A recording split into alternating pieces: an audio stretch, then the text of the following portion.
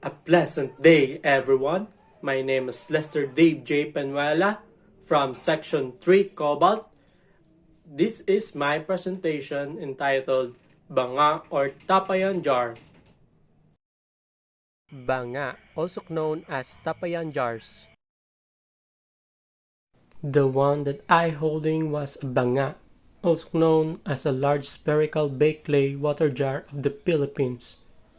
It was owned by my great-grandfather. It was a very antique. This jar aging more than 100 years old. If you can see, the color of the jar was a dark brown because it's made up of clay. This jar is very old or vintage because there is many moss and some mild cracks. Tapayan jars range in size from 30 cm or 12 inches to larger than 100 cm or 3.3 feet. They typically have bulbous shoulders and flat unadorned bases. Horizontal or lug or vertical handles may be present to a maximum of 8. The owner of this jar was my grandfather. He said to me that his grandfather is the original owner of this jar. He estimates the age of the jar around 100 to 120 years old. Even now, my grandfather still uses this jar.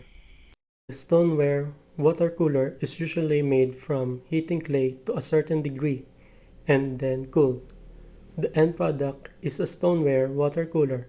There are so many uses for them. Here in the Philippines, the stoneware water cooler is usually called a banga or tapayan. Banga are large wide-mounted earthenware or stoneware jars found in various Austronesian cultures in island Southeast Asia.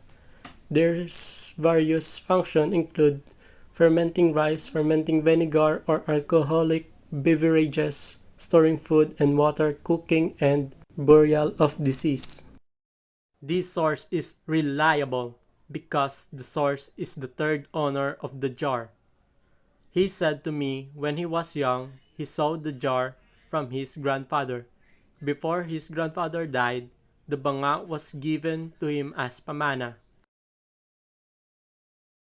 The new learnings when I was researching about the banga, some jars have become integrated into native religious ceremony like marriage, rituals, funerals, and ancestor worship.